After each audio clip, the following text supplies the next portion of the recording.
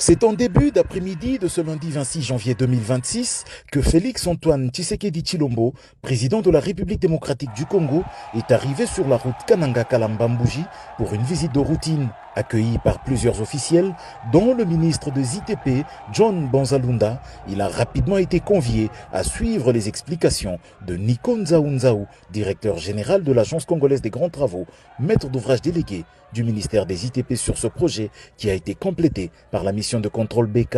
Plusieurs réalisations majeures de ce projet, long de 230 km qui connecte la RDC à l'Angola, ont été présentées à l'hôte de marque. En premier, c'est depuis juillet 2025 que la route est ouverte sur toute sa longueur, garantissant le trafic, à l'image ici de ce bus Transco qui couvre désormais le parcours en 5 heures seulement.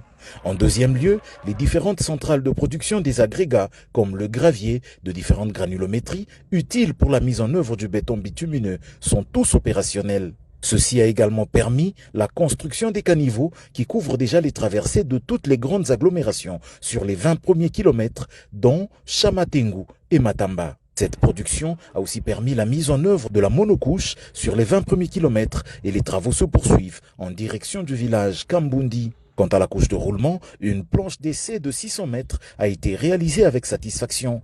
Il a déjà été projeté dans le tout prochain jour une mise en œuvre des enrobés à grande échelle dans un contexte où, pour cette année 2026, l'objectif est de revêtir 100 km. Le ministre des Infrastructures et Travaux publics, John Banzalunda, reste optimiste. Le président de la République qui a conçu ce grand projet et il le réalise. Aujourd'hui, nous avons la joie de dire que la route est complètement ouverte. C'est-à-dire, on a procédé aux travaux d'ouverture sur les 230 km entre Kananga et Kalamba-Mbouji. Nous allons tout faire pour tenir le délai. En 2027, cette route doit être rendue totalement à la circulation. Une notabilité locale nous a fait savoir que la route Kananga-Kalamba-Mbouji est surnommée à juste titre route de l'espoir, car chaque fois qu'elle est en bon état, la ville de Kananga est inondée de produits manufacturés en provenance d'Angola et la vie se stabilise.